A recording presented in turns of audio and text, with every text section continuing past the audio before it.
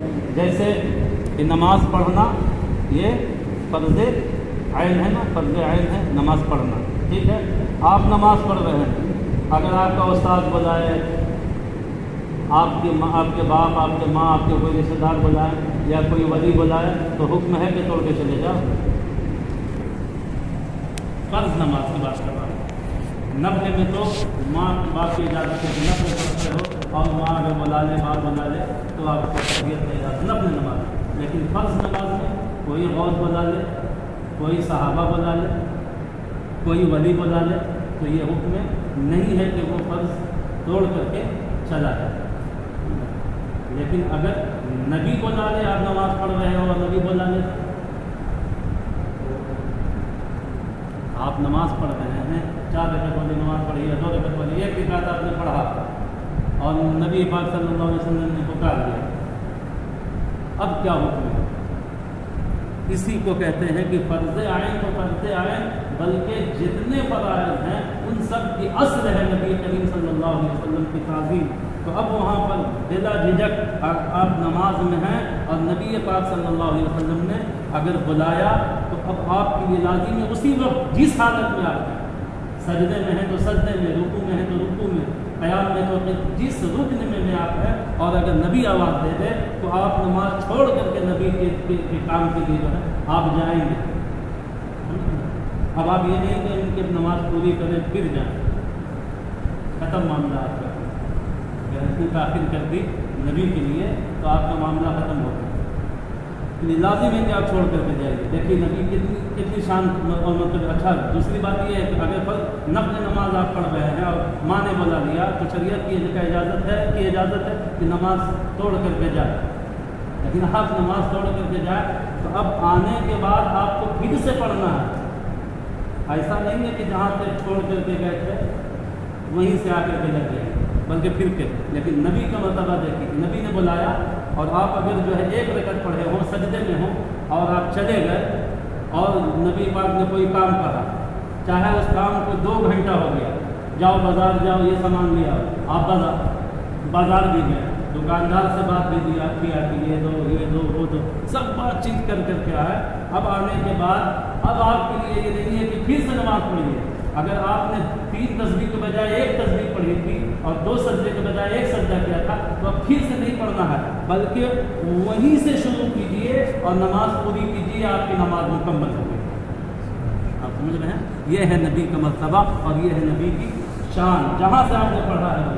اور سنیے یہ بھی کہ جتنی دیر تک آپ کام کرتے رہے، بات کیا، کام کیا، کسی سے ملے، یہ سب اب آپ کا جو ہے وہ نماز کے ہی ثواب میں لکھا جائے گا۔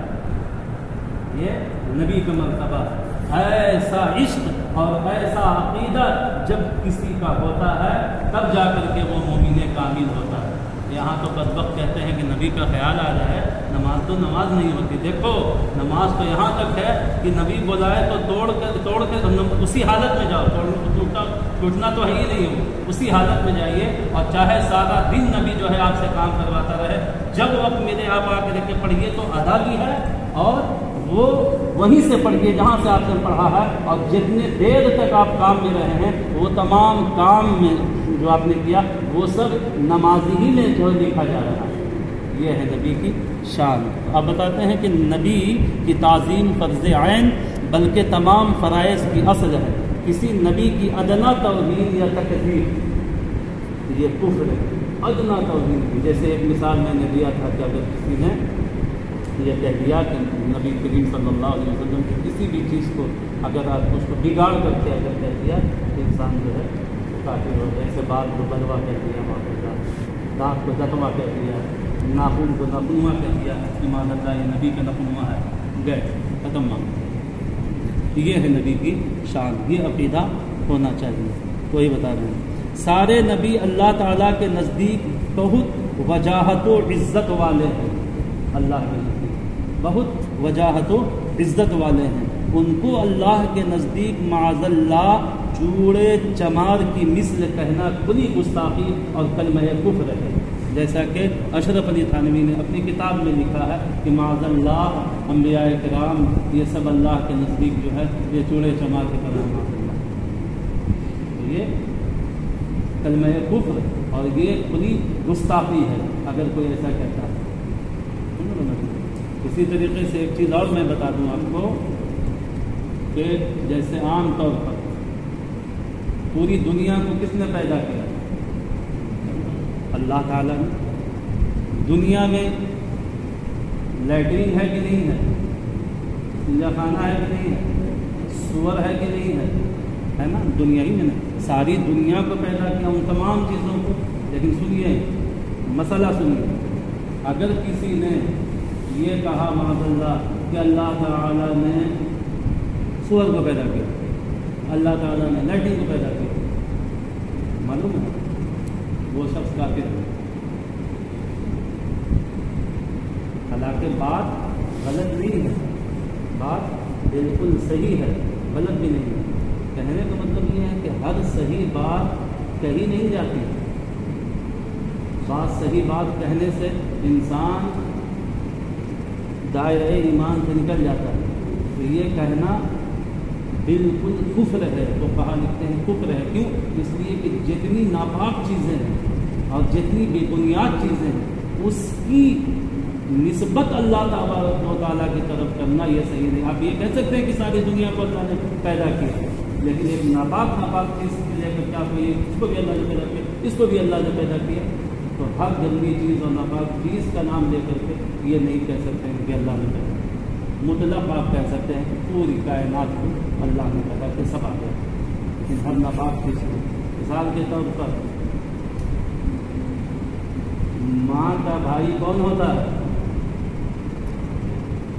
ہماری بھی ماں ہے، آپ کی بھی ماں ہے، سب کی ماں ہے۔ ان کا بھائی کون ہوتا ہے؟ ماما، ٹھیک ہے۔ اور ماما کون ہوتا ہے؟ باپ کا سالہ ہوتا ہے کہ نہیں؟ بات غلط ہے کہ صحیح؟ تو آپ ماما ایک دن مت بلائیے، راستے میں اگر جا رہے ہو تو بولے اے ابا کے سالے، پھر دیکھیے آپ کے ساتھ کیا ہوتا ہے۔ بات صحیح ہے کہ نہیں؟ بات صحیح ہے نا۔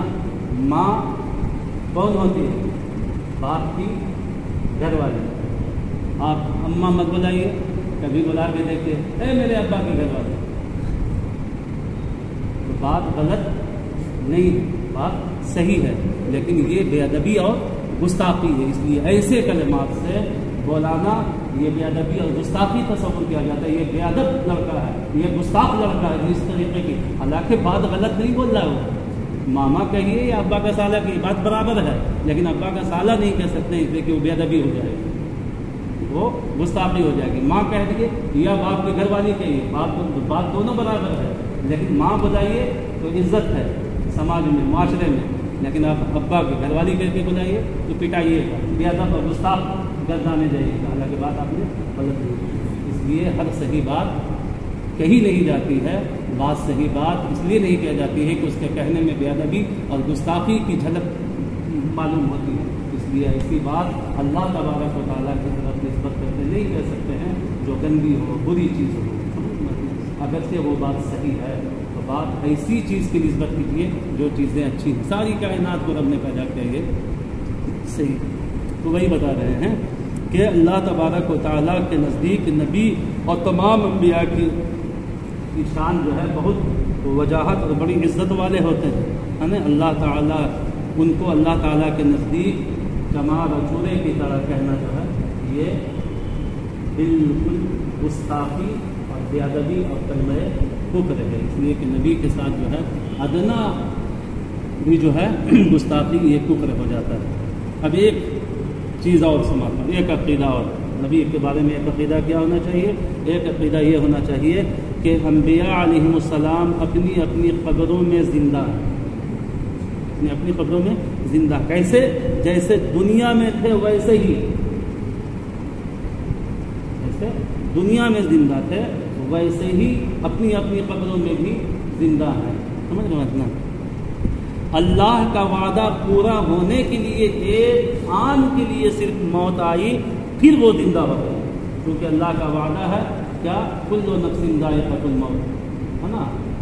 تو یہ وعدہ رب کا پورا ہونا ہے، تو اس وعدہ رب کو پورا کرنے کے لیے ایک آن کے لیے انبیاء اور رسول کو جو ہے موت آتی ہے، اور پھر ویسے ہی وہ زندہ ہو جاتے ہیں جیسے کہ